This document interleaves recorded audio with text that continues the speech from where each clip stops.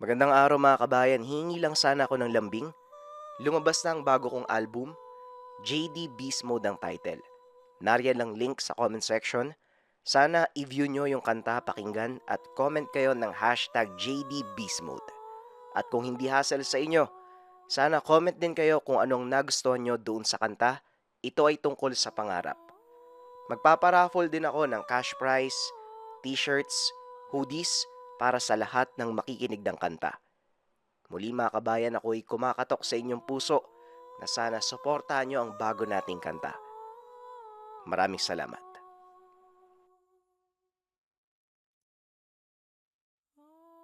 Ang kwentong ito ay hango sa totoong buhay.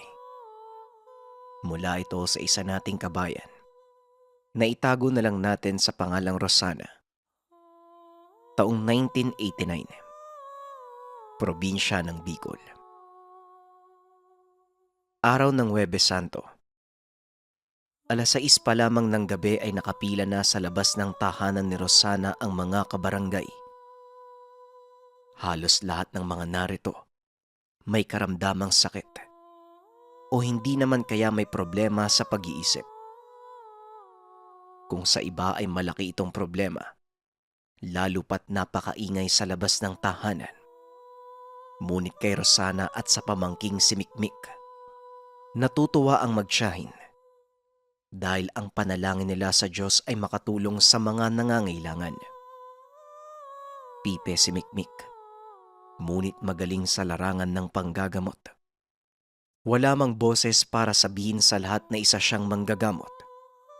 Ngunit napatunayan naman iyon ng isang beses na mapagaling ang kapitbahay na galing sa ilang taong pagkakaroon ng ketong. Marami itong doktor na napuntahan, ngunit ni isa ay wala namang nakagamot. Samantala nang lapitan ito ni Mikmik, nang sumunod na araw ay naging maayos na ang kalagayan nito.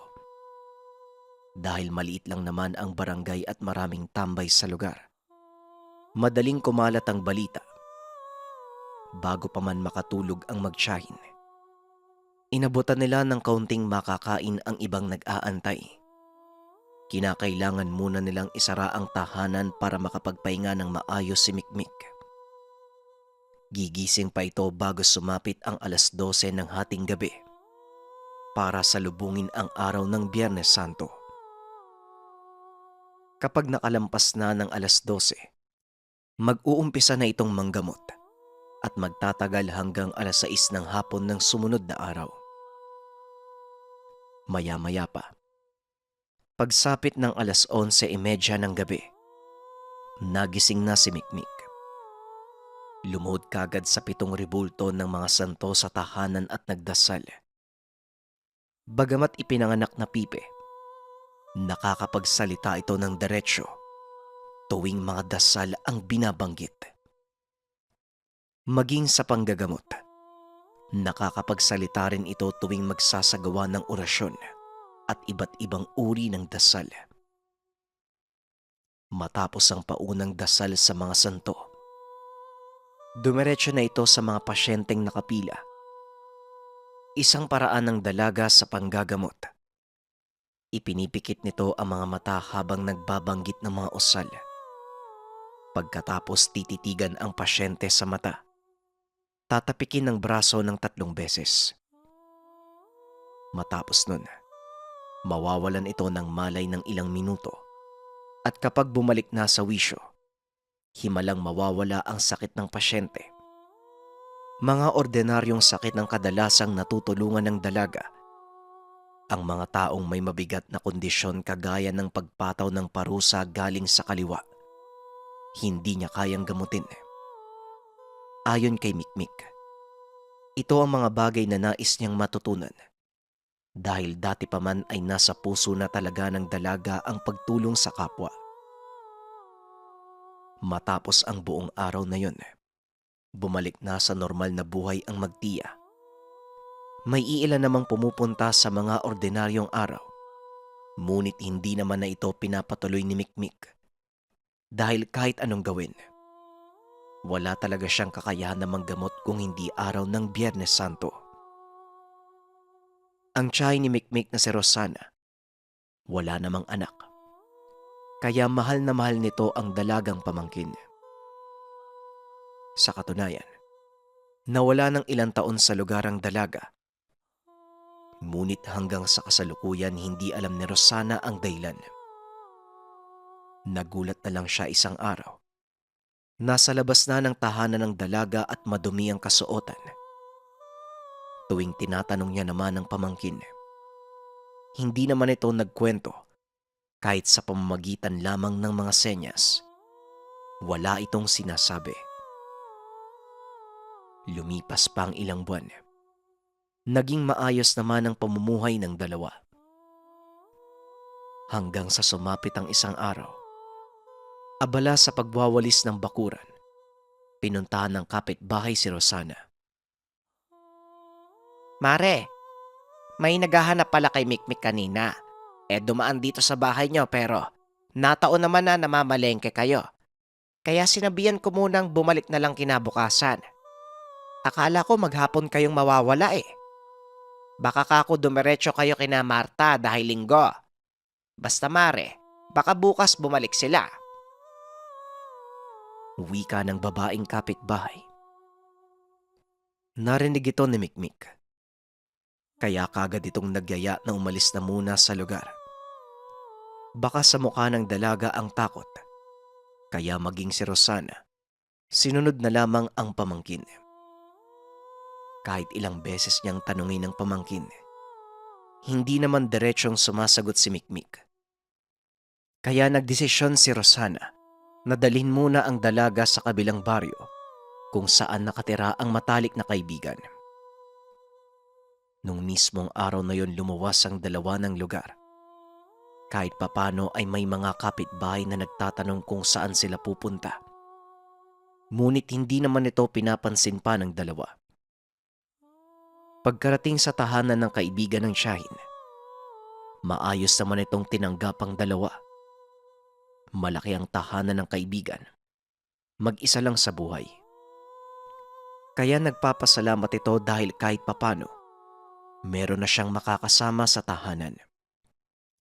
Halos 5 buwan ding nakitira ang magtiyas sa bahay ng kaibigan. Ngunit bago mag-6 na buwan, nagpaalam na si Rosana at sinabing hindi na makatulog ng maayos si Mikmik sa pagnanais na umuwi sa dating tahanan. Sinunod naman ito ni Rosana at bago tuluyang umalis, labis na nagpasalamat si Rosana dahil ni minsan ay hindi sila tinuring na ibang tao ng kaibigan. Sa muling pag-uwi sa lugar, maraming nakiusyosong kapitbahay kung saan nanggaling ang dalawa. Ngunit nagdahilan lamang si Rosana, nagbakasyon sila ni Mikmik at binisita ang iba pang kamag-anak.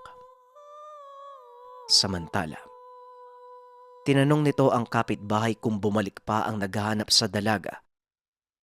Tumugon naman ang kapitbahay na hindi na muling nagparamdamang tao matapos umalis ng dalawa sa lugar. Pagkalipas ng kaunting kumustahan, pumasok na si Rosana sa tahanan at nagpahinga. Bandang 4:00 ng hapon, may matandang lalaki na nagpakilalang albularyo na pumunta sa tahanan ng dalawa.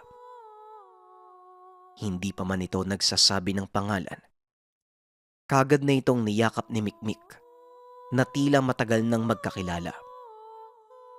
Pinatuloy ni Rosana ang matanda at binigyan ng tubig. Ako nga pala si Gidon, o mas kilala bilang Tandang Gidon. Ipapaalam ko lang sana ang pamangkin mo. Hiramin ko muna si Mikmik para magsanay sa bahay. Pareho naman nating alam na hindi pa biyasa ang pamangkin mo sa panggagamot sa iba't ibang uri ng karamdaman. Lalo na yung binigyan ng sumpa. Kung ayos lang sa'yo, sa kanya ko ipapamana ang lahat ng dala kong tangad.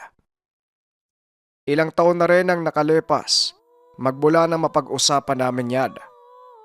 Gayon na ang tamang panahon para mas palawakin pa ang kaalaman ng bata.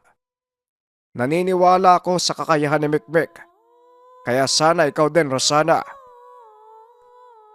Wika ni Tandang Gidon. Kaagad namang tinanong ni Rosana kung paano nakilala ng matanda si Mikmik.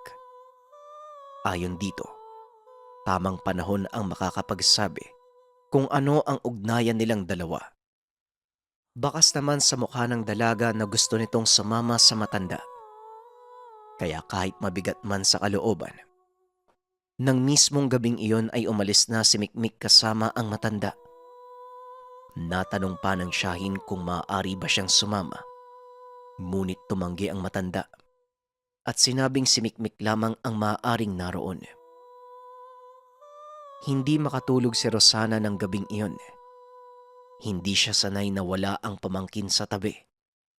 Doon lamang napagtanto ni Rosana na maaaring konektado ito sa biglaang pagkawala niya nung nakaraan. Kaya kahit papano'y batid niyang hindi nito papabayaan ang sarili. Ngunit sa kabilang banda, nahihiwagaan si Rosana sa pagkatao ng pamangkin. Maraming kakilala si Mikmik sa lugar na hindi naman pamilyar sa kanya. Sa kabila naman ng lahat, sinuportahan niya ang kagustuhan ng dalaga dahil para itong bata na ilang araw kong magdamdam kapag hindi napapagbigyan. Kaya naman tanging pagdarasal na lamang ang nagawa ni Rosana. Nang sumunod na araw hanggang sa lumipas pa ang ilang buwan, nanatiling mag-isa lamang si Rosana sa bahay. Ayon dito, nakakalungkot man ang mga nagdaang buwan, ngunit tinuon niya ang pansin sa pagdarasal na sana'y nasa mabuting kalagayan si Mikmik. Isang araw, may lalaking pumunta sa tahanan ni Rosana, nagpakilala bilang Leryo. Halos kasing edad niya lamang ito at ayon sa Ginoo, kakilala niya si Mikmik. Ngunit hindi niya pinatuloy sa tahanan. Inabisuhan na wala ang pamangkin. Maayos naman itong umalis. Ngunit makaraan lamang ang isang araw. Muli itong bumalik sa pagpupumilit na makausap si Rosana. Wala nang nagawa si Rosana. Kinausap niya ito. Ngunit nanatili sila sa labas ng tahanan. Matagal na panahon na kaming magkakilala ng anak-anakan mo. Pareho kaming nalagay sa pasilidad ng may mga problema sa pag-iisip. Ako ang tagalinis ng kwarto at si Mikmik naman ang pasyente. Ako mismo ang nakadiskubre sa kakayahan niya. Minsan ko siyang nakita. Napagaling niya ang kapwa baliw. Sariwa pa sa isipan ko. Bigla niyang tinapik ng 3 beses yung lalaki. Nawala ng malay. Pagbalik sa wisyo, doon lang bumalik ang tamang pag-iisip. Kaya magmula ng araw na yon, isa sa mga amo namin ang nagdala sa anak niya kay Mikmik. Pero hindi rin alam kung bakit hindi niya yun napagaling. Usap-usapan pa nga isang araw makalipas ang panggagamot. Binawian daw ng buhay. Dahil sa sobrang takot ng dalaga, naisipan niyang tumakas sa pasilidad. Naawa ko kay Mikmik. Alam kong hindi magdadalawang isip ang amo naming barilin siya. Kaya tinulungan ko siyang tumakas pero hanggang ngayon, hindi ko pa rin alam kung bakit siya napunta sa pasilidad ng mga baliw. Maayos naman yung pag-iisip ng dalagang yun. Wika ni Leryo. Nagdadalawang isip si Rosana. Hindi niya alam kung maniniwala ba sa kausap. Maya-maya pa, nang akmang magtatanong pa sana siya kay Leryo, napalingon ng dalawa. May nagsalitang babae. Paglingon ni Rosana, naroon si Mikmik. Kagad niya itong niyakap at tinanong kung totoo ba ang mga narinig. Tumango naman ang dalaga habang umiiyak. Samantala, sa muling paglingon ni Rosana kay Leryo, hindi niya na ito nakita. Kagad niyang tinanong si Mikmik kung nasaan ang kausap. Ngunit sinabi naman ng dalaga na kanina pa mag-isa ang tiyahin. Hanggang sa makapasok na ng tahanan ng dalawa, patuloy pa rin sa pag-iisip si Rosana sa kausap. Napaka-imposible na bigla itong mawala. Samantala, Naikwento niya ang lahat ng nalaman kay Leroy. Hindi naman tumanggi si Mikmik. Kinumpirma ang lahat ng nailahad sa kanya. Dahil nais pang maliwanagan, marami pa siyang binatong katanungan kay Mikmik. Ayon sa dalaga, totoo ang lahat ng iyon. Hanggang sa biglang bumagsak ang tiyahin sa sahig at nawala ng malay. Sa isip ni Mikmik, masamang lumaban ang kalabang nilalang. Hindi ito lumalaban ng patas. Sinubukang gumawa ng ritual ng dalaga upang maibalik si Rosana. Ngunit sa puntong iyon, tila nabawasan ang kanyang puwersa. Isa ito sa pinakamalagang turo sa kanya ng guro na si Tatang Gidon. Naisali na ng matanda ang mga kaalaman sa pagpapagaling sa mga malubhang sakit. Bukod dito, naibigay din sa dalaga ang kakayahan na kahit karamihan sa manggagamot ay hindi alam. Kaya naman nag-isip siya ng maraming paraan. Hindi nagtagal ay nakontra ni Mikmik ang pinataw na sumpa kay Rosana. Tila mas lumakas ang pandama ni Mikmik. Kaya niyang makontra ang anumang sumpang ipinataw ng mga nilalang. Maging ang palipad hangin ay nagagawa niyang harangin. Napagpasyahan muli ng dalaga na manatili sa lugar. Naging usap-usapan sa barangay ang pagkakaroon nito ng abilidad na makapagsalita sa kabila ng pagiging pipe. Hindi makapaniwala ang mga tao, ngunit hindi rin maiwasan na mapagbintangan ng dalaga na isang elemento o hindi kaya nilalang. Hindi naman ito pinansin ni Mikmik. Hindi nagtagal ay sumama na rin si Tandang Gidon sa panggagamot ng dalaga. Kaya naman ang dating Biyernes Santo lamang na panggagamot, ngayon ay araw-araw ng pinipilahan ng mga taga-baryo. Karamihan sa dumadayo sa lugar ay galing pa sa mga karatig probinsya. Samantala, hindi naman tumigil si Lerio. Gabi-gabi ay nagpaparamdam sa tahanan ng dalaga. Ngunit hindi na pinapansin pa. Kaya sa katagalan, kusa na lamang naglaho ang nilalang. Ayon sa kasamang si Tandang Gidon, ginagawa lamang ito ng engkanto dahil sa gustong makuha ang kakayahan ni Mikmik. Malakas ang dating ng dalaga sa mga engkanto dahil sa kakaibang enerhiyang nagmumula sa kanya, kaya siya gustong mapasama sa karian. Dagdag pa ng matanda, maswerte ang dalaga na hindi niya kailangan pang buhayin ang kakayahan dahil kusa itong ibinibigay sa kanya. Kahit sa iba pang mga kamag-anak ni Rosana, wala namang ibang may kakayahan sa panggagamot. Kaya nakakapagtaka na nagkaroon ng ganitong katangian ang pamangkin. Lumipas ang ilang taon. Naging mas malakas ang kombinasyon ni Mikmik at Tandang Gidon. Kaya maging ang mga politiko sa lugar, sila ang dinadayo kaysa pumunta sa ospital. Hanggang sa mas malalaking tao na ang dumadayo para lamang makapagpagamot sa dalawa.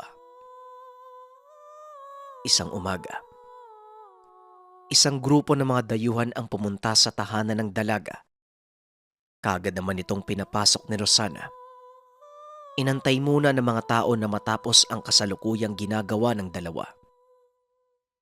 Matapos nun, may lalaking naupo sa harapan ni Mikmik. Matikas ang pangangatawan. Mahaba ang buhok. Malalim ang boses. Hindi naman nagdalawang isip si Mikmik. Kagad nitong hinawakan sa kamay. At ayon sa dalaga, maayos naman ang lagay ng lalaki at wala namang kailangang ipagamot. Hanggang sa bigla na lang tumayo ang lalaki, humarap sa mga nakapilang taong nagpapagamot. Nakita niyo na, walang kakayang manggamot ang babaeng to. Hindi niya nga kayang mahanap ang sakit ko. Peke ang babae, pati na din ang matanda. At para sa kaalaman yung lahat, siya mismo ang pumatay sa anak ng kapatid ko. 10 taon na nakakalipas. Dahil sa narinig, hindi maiwasan ng mga tao na magbulungan. Nanatiling walang imik si Mikmik, pati na din si Tandang Gidon. Hinayaan lamang nila na magsalita ng kung ano-ano ang lalaki. Maya-maya pa ay humugot ito ng baril. Nagtakbuhan ang mga tao sa lugar. Sumigaw naman si Rosana, ngunit sinenyasan nito ni Mikmik na kumalma. Nagsalita naman ang lalaki na kinakailangang sumama ng 2 manggagamot sa kanya. Pumayag naman ang mga ito. Ibinili ni Mikmik sa tiyahin na huwag mag-alala dahil hindi naman niya papabayaan ng sarili. Nagawa pang makiusap ni Rosana na huwag nang ituloy ang pagkuha sa 2. Ngunit ganun na lamang ang galit ng lalaki. Wala nang nagawa pa ang tiyahin. Halos lahat ng kapitbahay nakita kung paanong kinuha si Tandang Gidon at Mikmik. Matapos ang araw na yun, ilang araw na balisa si Rosana. Hindi pa rin nawawala ng pag-asa na babalik ang 2. Lumipas pa ang ilang araw. Hindi na ito nakatiis pa. Nagpasama sa mga ibang kabarangay na hanapin sa lugar si Mikmik at Tandang Gidon. Ngunit ni anino ng mga lalaki, hindi na nakita pa ni Rosana. Kumalat din ang balita sa lugar na ito ang kabayaran ng 2 sa pagkakaroon ng kakaibang katangian. Dagdag pa ng iba, makapangyarihang tao ang pamilyang iyon, kaya kahit anong gustuin sa kagalit ay magagawa nito. Maging ang mga otoridad ay walang nagagawa sa pamilya. Sa lahat ng mga narinig, tila nawawala na ng pag-asa si Rosana na muling makikita at makakasama ang pamangkin. Lumipas pa ang ilang taon. Tumanda na si Rosana. Bigla na lamang may lumapit sa kanya na binata. Niyaya siyang sumama sa isang lugar. Hanggang sa mapadpad sila sa malaking tahanan. Dito natagpuan si Mikmik na isa pa ring manggagamot. Kagad niyang niyakap ang pamangkin. Tinanong kung ano ang nangyari sa kanya. Ayon kay Mikmik, hindi naman sila minaltrato ng mga taong iyon. Bagkus ay binigyan sila ng pagkakataon na patunayan ang sarili. Dahil sa pagiging dalubhasa sa larangan, nagamot nito ang isa pang kamag-anak ng lalaking kumuha sa kanila. Doon niya napag-alaman. Binigyan ng pataw ng mga engkanto ang pamilya dahil minsan itong ginambala ang buong tahanan ng mga elemento para lamang gawing negosyo ang lugar. Kaya naman, sa kasalukuyan ay bumalik na si Mikmik sa lugar ng mga baliw.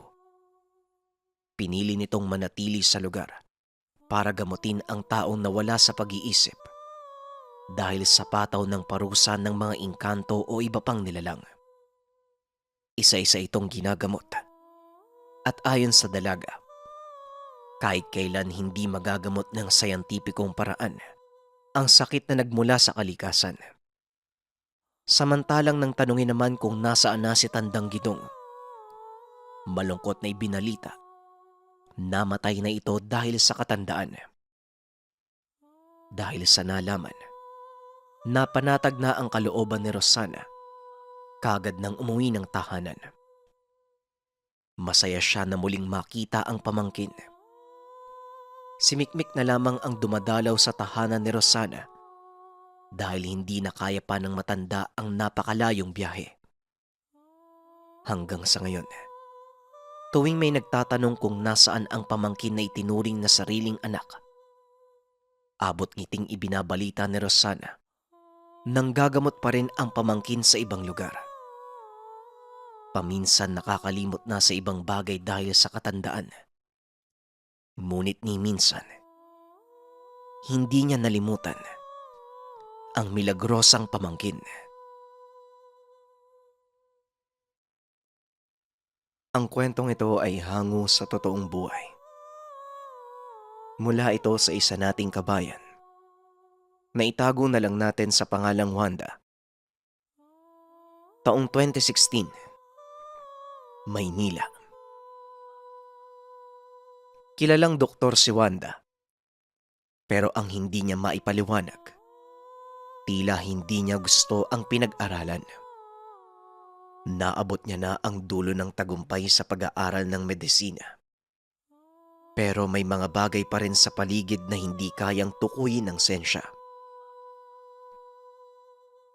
Ang lalim naman ng iniisip mo. Alam mo, sa palagay ko, kailangan mong magpahinga. Puro ka trabaho eh. Paano kung magbakasyon ka kaya muna?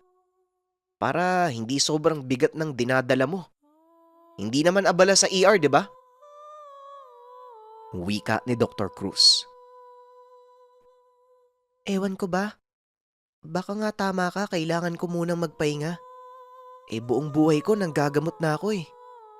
Kaso parang hindi ako para dito. Pakiramdam ko may mga bagay na nagpapabigat sa loob ko eh.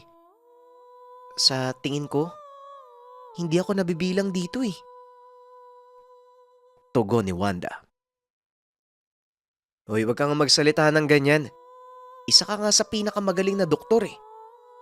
Hindi lahat ng doktor natutuko yung sakit ng pasyente. Ikaw nga, parang isang tingin mo lang. Alam mo na yung gagawin mo eh. Halika na nga, nagugutom na ako eh. Kumain na muna tayo. Tama na yung pag-iisip mo. Tatanda ka na mabilis niyan eh. Wika ni Dr. Cruz. Natawa si Wanda sa sinabi ng kaibigan. Sumagi sa isipan niya na magbakasyon muna sa probinsya. Mula nang magkaisip, hindi man lang niya nakasama ang lolo't lola. Sa Maynila na ito lumaki dahil sa mga negosyong hindi maiwan ng mga magulang. Buong oras ng mga ito ay nagtatrabaho, habang si Wanda naman ay nakatutok lang sa pag-aaral. Dahil sa dami ng ginagawa ng mga magulang, ni hindi man lang nila naikwento kung ano ba talaga ang ugat ng pamilya. Ang alam lang niya, buhay pa ang lolo't lola. Interesado siyang malaman kung ano nga ba ang pinagmulan. Kumuha ng isang buwang bakasyon ang dalaga. Pinayagan naman siya ng pagamutan dahil sa ilang taong pagseserbisyo. Ito pa lamang ang kauna-unahang pagkakataon na ninais niyang magpahinga. Ilang araw ang nakalipas, nagpaalam din ito sa mga magulang upang umuwi ng probinsya. Nagulat pa ang mga ito kung bakit biglaan ang pagpapasya ng dalaga.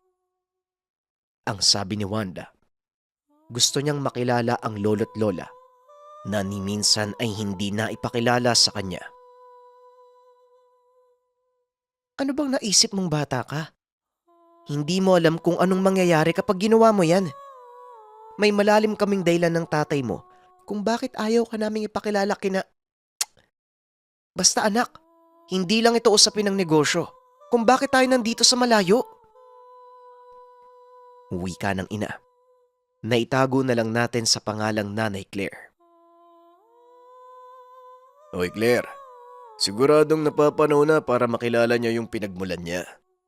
Hindi natin mapipigilan ng mga bagay lalo na kung nakatakdang mangyari. Wala tayong pagkukulang.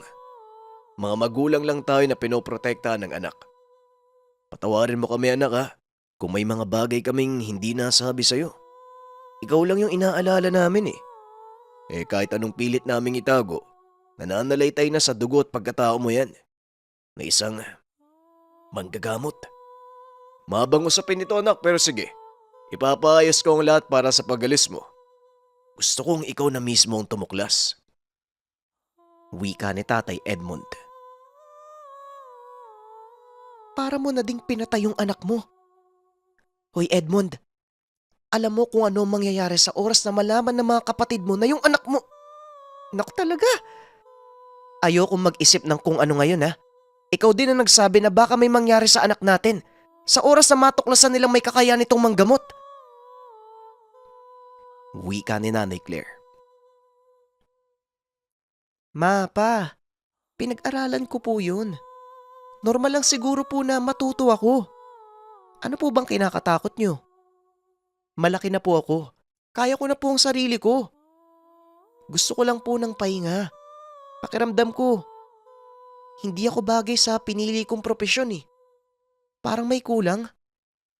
Saka kayong dalawa, pupunta lang naman ako sa probinsya para magbakasyon eh. Ano po ba yung sinasabi nyo? Wika ni Wanda. Yun nga din anak, sana una pa lang, hindi na kami pumayag na pasukin mo yung propesyon na yan.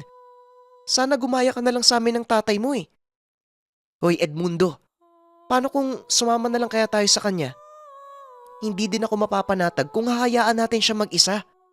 At isa pa, hindi niya kabisadong pupuntahan niya. Wika ni Nanay Claire. Hindi ko naman pwedeng iwanan yung trabaho, Claire. Lalo pat marami tayong kliyente ngayon. Ganito na lang ang gawin natin. Mauna kayong dalawa, tapos susunod ako. Pati ako, nasabik tuloy makita yung dalawang matanda eh. Ilang taon na din yung nakakalipas. Pero ganun pa man, hindi ako sigurado sa mga kapatid ko ha. Kahit naman panatag tayo na maayos sila. Nababahala pa rin ako sa magiging reaksyon nila. Pero tignan na lang natin kung ano yung mangyayari. Napatitig na lang ang tatay sa anak. May mga bagay sa loob ng ama na hindi niya kayang sabihin.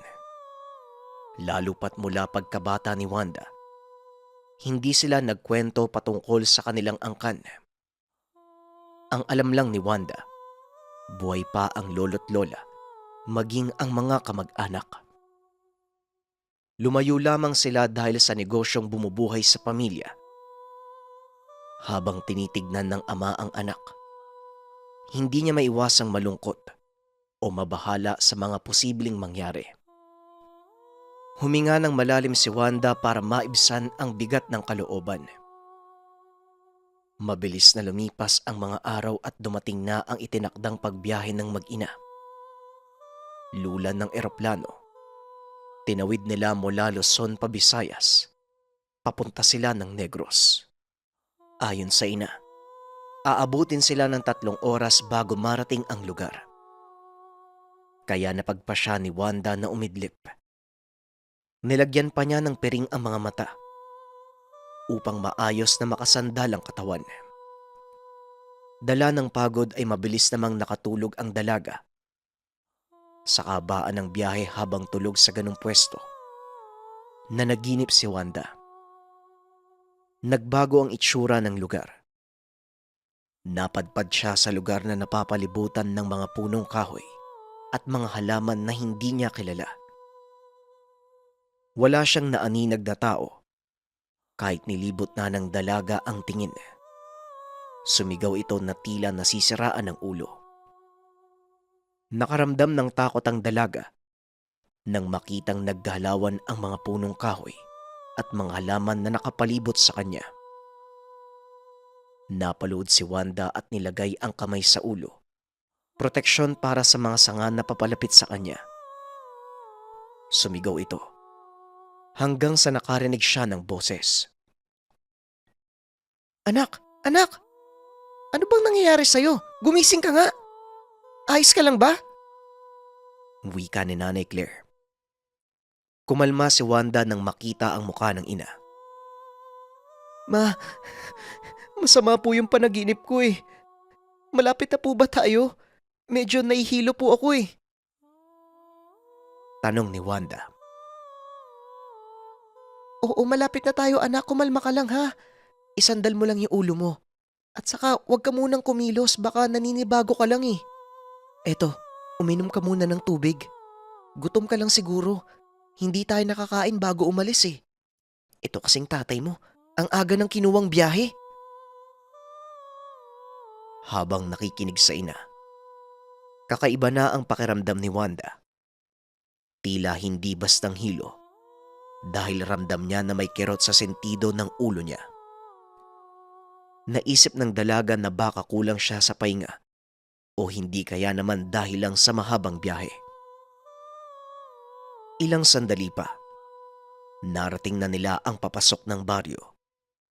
Hila ang malaking maleta. Nilagay ito sa itaas ng tricycle. Akmang sasakay na sana, ngunit biglang humilab ang tiyan ni Wanda at nagsuka. Mabuti na lang. Walang masyadong tao ng mga oras na yun, kaya walang nakakita sa dalaga. Ano bang nangyayari sa'yo, anak? Malapit na tayo, konting tiis na lang. Diyan lang sa looban. Manong, baka naninibago kasi sa biyahe. Pakitulungan naman po. Lilinisan ko na lang po yung tricycle nyo, pasensya na po. Hindi maganda yung pakiramdam ng anak ko . Wika ni Nanay Claire. Walang problema, Day. Ano bang nangyari? Baka nausog sa biyahe. Uso pa naman ang usog sa lugar .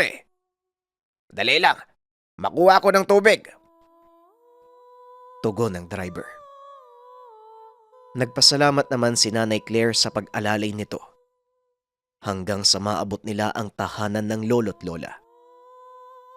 Kilala pala ng driver ang lolo ni Wanda dahil sikat ito sa lugar bilang manggagamot. Ang driver na din mismo ang tumawag sa matanda para maalalayan sila papasok ng tahanan.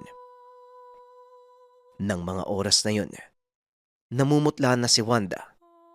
Pakiramdam niya, tila may humahalungkat sa sikmura at panay ang suka. Ilang sandali pa, may lumabas na matandang lalaki. Nakangiti ito nang makita silang mag-ina. Kasunod na din ng lola. Sumisigaw pa ito sa tuwa nang malamang sila ang dumating. Naiyak pa ang mga ito sa galak nang makita ang mag-ina. Habang inaalalayan ni Nanay Claire ang anak, halos hindi maiakbang ni Wanda ang mga paa dahil nakakaramdam siya ng panghihina ng kalamnan. Inalalayan na din siya ng lola. Hindi na din to masyadong makapaglakad dahil sa katandaan. Kasabay ng hawak ng lolo sa magkabilang balikat ng dalaga. Tila alam nito kung ano man ang dinadala ni Wanda. Apo, nasabik sila sa pagdating mo . Perla, kuhaan mo nga ng sambong ang apo mo. Hugasan mo ng mabuti . Ilagay mo sa dahon ng saging at lagyan mo ng kaunting asin. Maglagay ka din ng baga sa baon ng nyog. Kailangan niya ng panghaplas. O sige Claire, pahigain mo muna dyan sa sopa. Tulungan mo din ang nanay mo doon at ako nang bahala kay... Ano bang pangalan nito? Wika ni Lolo Betoy. Wanda po. Wanda po ang pangalan ng apo nyo. Sige po, ako na pong bahala. Tara na po, Nay. Ay, sandali lang po pala. Yung nagatid sa amin na tricycle, hindi po kami siningil. Kasi kakilala daw po niya kayo. Wika ni Nanay Claire. Ayun. Minsan na yung naging pasyente ni Betoy. Laking pasasalamat niya dahil kung hindi dahil sa ginawa ni Betoy, hindi na siya gumaling. Kaya gano'n na lang ang pagbibigay niya ng galang sa amin. Maging sa buong pamilya. Wika ni Lola Perla. Napatango na lang si Nanay Claire habang sumusunod sa matanda. Paikot ng tahanan para kumuha ng sambong. Namamangha si Nanay Claire nang makita ang iba't ibang halamang gamot na sobrang yabong sa likod ng bahay. Tila naalagaan itong mabuti ng matanda. Hinayaan niya na lang si Lola Perla ang kumuha dahil maging siya ay nakalimutan na ang itsura ng sambong. Sa tagal na naninirahan sa syudad, marami na siyang hindi naaalala. Napangiti ang matanda sa naging reaksyon ng kasama. Ilang sandali pa ang lumipas. Kumuha lamang sila ng 7 malalapad na dahon at sinunod kung ano ang utos ni Lolo Betoy.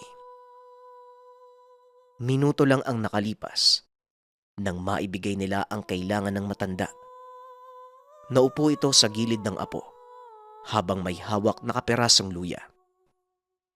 Nagsasagawa na si Lolo Betoy ng pag-uusal. Inabot ng asawa ang pinakuha habang nag-uusal. Kinuha niya ang isang perasong dahon, piniga hanggang sa lumabas ang katas.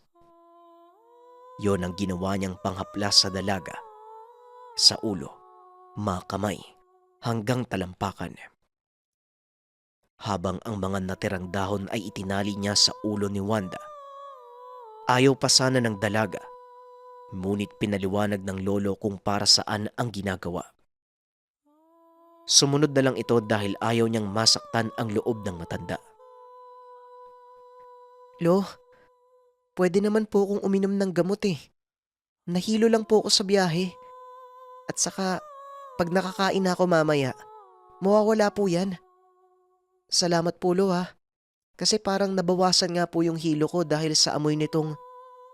Ano nga po pala ito? Tanong ni Wanda. Sambong ang tawag dyan na po. Mabisang gamot yan sa kahit anong lagnat at ubo. Maraming tabletas na ganyan sa buteka eh. Pero iba pa rin ang epekto ng mga organikong halaman. Lalo pa kung alam mo itong gamitin. O siya, kumain na ba kayo? Perla, maghain na tayo. Kaya mo na bang tumayo, iha? Kung kaya mo na, halika sa kusina. Hindi pa din kami kumakain ng lola mo eh. Minsan, gabi na kung maisipan namin kumain. May mga araw din na dumadalaw ang kapatid ni Edmond dito. Lagi nilang dinadalang mga anak nila. Pinapaturuan sa aking manggamot. Ang problema, hindi naman matutunan ng mga pinsan mo ang turo ko. Wika ni Lolo Betoy. Balak sanang magsalita ni Wanda tungkol sa propesyon. Pinigil niya ang sarili. Naisip niya na baka kung ano ang sabihin ng lolo at subukin ang kakayahan niya. Naroon siya upang magpahinga at makilala ang pinagmula ng ama. Doon lamang nalaman ni Wanda ang alitan sa pagitan ng ama at mga kapatid nito. Ayaw nilang maputol ang tradisyon at paniniwala ng angkan. Maliban kay Lolo Betoy, na itinadhanang maging magaling na manggagamot, inasam din ng mga anak na matutunan din ito. Ang problema, sa apat na magkakapatid, wala man lang nakakuha ng kaparehong kakayahan ng matanda. Nag-asawa na ang mga ito. Umaasang isa sa mga anak nila ang susunod sa yapak ni Lolo Betoy. Ang sabi ng lolo, nasa lahi ni Edmond magmumula ang susunod sa kanya. Doon na nagpasya ang ama na pumunta sa ibang lugar at lumayo sa pamilya. Ayaw niyang magaya sa ama si Wanda. Kaso nga lang si Wanda ang kumuha ng medisina. Ito pala ang dahilan sa pagiging mahusay niya sa panggagamot. Sa pagpapatuloy ng kwento, hapon na nang matapos silang kumain ng tanghalian. Sa tingin ni Wanda ay bumuti na ang pakiramdam niya. Hindi dahil nakakain, kung hindi dahil sa ginawa ni Lolo Betoy. Pinagpahinga na muna sila sa kwarto. Makakuha man lang ng lakas sa nawala dahil sa mahabang biyahe. Habang naroon, nakaidlip muli ang dalaga. Ng mga oras na ito, hindi lang basta panaginip ang nangyari sa kanya. Kung hindi nakita at tila totoo ang mga halamang hindi mapigilan sa paglapit sa kanya. Pakiramdam niya, naudlot ang panaginip kanina at hindi natuloy. Nagsiyuko sa harapan niya ang mga punong kahoy at mga naglalakihang halaman na hindi niya alam ang tawag. Sa pagmamasid ni Wanda, tila may inabot ang mga ito sa kanya. At dahil hindi na nakakaramdam ng takot, tinanggap niya ito. Narinig niya na tila nagdiwang ang buong paligid. Naramdaman ni Wanda na may kuryenteng dumadaloy sa kanya. Katabi siya ng ina. Dinig na dinig nito ang biglaang pag-ungol ng anak. Kaya hindi nito maiwasang gisingin ang dalaga. Tulong! Tulungan niyo kami! Si Wanda hindi nagigising! Wika ni Nanay Claire. Ay naka, ano bang nangyayari? Mabaging langit na po! Wika ni Lola Perla. Huwag kayong umiyak. Hindi patay si Wanda. Nagbabantay sila sa atin.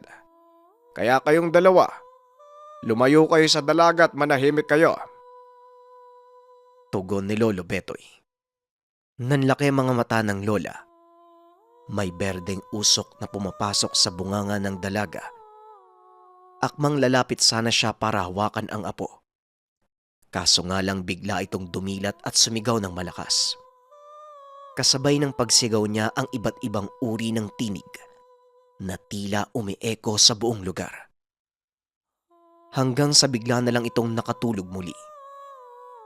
Hinawakan ni Nanay Claire ang anak na payapang natutulog. Lumapit na din ang lolo at pinulsuhan si Wanda. Dinama ang kakaibang pitik ng pulso nito. Napatango na lang ang matanda na nagpapaywatig ng magandang pangitain. Ay, sa wakas, may kapalit na ako. Siguradong siya ang papalit sa pwesto ko. Pero mas malawak at mas malaki ang kakayahan niya. Bukas, ipatawag niyo ang buong angkan para ipakilala ang bagong napili. Wika ni Lolo Betoy. Ano po bang nangyari sa anak ko? Anak, gumising ka na oh. Wika ni Nanay Claire. Gumalaw ito at minulat ang mga mata. Nagtataka siya kung bakit nakasentro ang atensyon sa kanya. Akmang magsasalita pa sana, kaso nga lang walang boses na lumalabas sa bibig ni Wanda. Nataranta ang dalaga dahil nahihirapan siyang ibuka ang bibig. Nakatingin ito sa tatlo, na tila hindi alam kung ano ang gagawin. Mangyak-ngyak pang nagtatanong ang ina kay Lolo Betoy. Pero maging ito ay walang ideya. Hinayaan na lang muna si Wanda. Inalam kung bakit nawala ng boses. Tinawagan nila ang lahat ng kaanak para sa munting salo-salo. Pinauwi na din ni Nanay Claire ang asawa at pinaliwanag ang nangyari. Kinabukasan, halos magkakasabay ang lahat na dumating. Dumiretso ang mga ito sa malapad na sala. Naroon na rin si Tatay Edmond. Hindi niya kayang tignan ng anak. Naging kakaiba ang aura. Maging ang mga mata ay halos lumabas ang ugat. Alam kong lahat kayo hindi naniniwala. Hindi pa ako pumapanaw para maipasa kay Wanda ang karunungang meron ako. Ang kalikasan. Sila mismo ang pumili sa taong pagbibigyan nila ng natatanging obligasyon.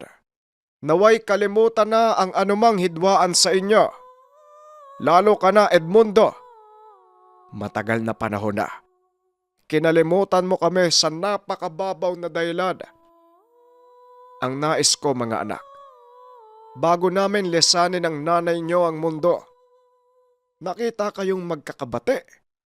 Matapos ang alitan sa pagitan niyong magkakapatid. Wika ni Lolo Betoy. Tama po kayo, Tay. Sa totoo lang, matagal na panahon nang gusto kong humingi ng tawad kaso nauunahan po ako ng takot eh. Nay, Tay, Kuya, mga kapatid ko, pasensya na kayo sa nagawa ko ha. Matapos ang araw na yun, naging maayos ang lahat. Ilang araw ang lumipas. Pinatingin nila si Wanda sa mga espesyalista. Pero tila wala naman silang nakitang problema sa lalamunan nito. Tuluyang nawala ang boses ng anak. Nung una hindi matanggap ng dalaga. Ngunit sa tuwing nananaginip ito, naisusulat niya ang isang lugar kung saan tila tinuturuan siya ng pagkilala sa mga halamang makakagamot. Sa panaginip ay nakakapagsalita ang dalaga. Iba't ibang uri ng elemento.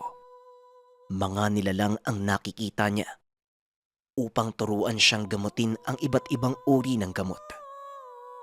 Patuloy na ng gamot si Wanda at tumulong sa kapwa. Pero hindi na sa ospital. Naroon na lamang siya sa baryo. Tinanggap niya ang kaalaman sa organikong pamamaraan. Dahil hindi lamang siya ang nag-iisip kung paano papagalingin ang mga tao. Marami siyang kasamang nilalang, mga elemento, pati na rin engkanto. Nung una ay hindi naging madali para sa kanya. Ngunit dahil sa pag-alalay ng mga magulang at pamilya, patuloy na tumulong si Wanda sa mga tao gamit ang organikong pamamaraan. Maraming salamat sa pakikinig ng ating kwento. Para sa akin, anong mas mabisang paraan? Siguro mas maganda pag sabayin mo yung dalawa. Meron kang kaalaman sa mga nilalang at meron ka ding kaalaman sa modernong pamamaraan ng panggagamot. Alam nyo, marami kaming experience na ganyan sa angka namin kapag hindi alam ng mga manggagamot sa amin kung paano bibigyan ng lunas, pinapapunta nila sa doktor. At may mga kaibigan din kaming doktor na sinasabi nila, albularyo ang hanapin. Kayo ba? Para sa inyo, anong mas maganda? Kayo nang bahala sa ating comment section. Paalam.